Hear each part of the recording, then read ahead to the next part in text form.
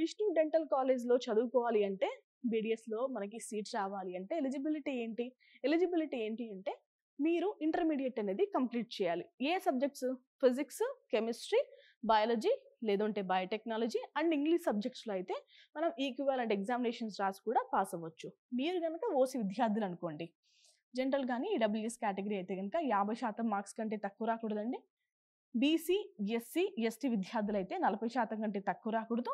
Physically handicapped ఎవరైనా OC కేటగిరీలో ఉంటే కనుక వాళ్ళకి 40% మార్క్స్ కంటే తక్కువ రాకూడదు. ఓకేనా? మన క్యాస్ట్ అలాగే స్పెషల్ కేటగిరీయా లేదంటే నార్మల్ పర్సన్సా ఇలాంటి ఎలాంటి డిఫరెన్సెస్ లేకుండా అందరూ కూడా నీట్ యూజీ ఎగ్జామ్ అనేది క్వాలిఫై అవ్వాలి. ఓకేనా? మస్ట్ అండ్ షుడ్గా. అండ్ ఇండియన్ అయితే సరిపోతుంది. పిఏవై అవ్వచ్చు, ఓవర్సీస్ సిటిజన్ ఆఫ్ ఇండియా కూడా అవ్వచ్చు. ఎన్ఆర్ఐ కేటగిరీ కూడా ఉంటుంది కాబట్టి సో ఎవరైనా కూడా అప్లై చేసుకోవచ్చు. ఓకేనా? రైట్. ఇక విష్ణు డెంటల్ కాలేజ్లో మనకి 100 సీట్ల ఇంటేక్తో అయితే ఉందండి కాలేజ్. కేటగిరీ ఏ వాళ్ళకి 50 సీట్లు, కేటగిరీ బి వాళ్ళకి 35 సీట్లు, కేటగిరీ సి అంటే ఎన్ఆర్ఐ కోటా వాళ్ళకి 15 సీట్ల ఇంటేక్తో అయితే కాలేజ్ ఉంటుంది. ఇక ఫీజులు ఎలా ఉంటాయంటే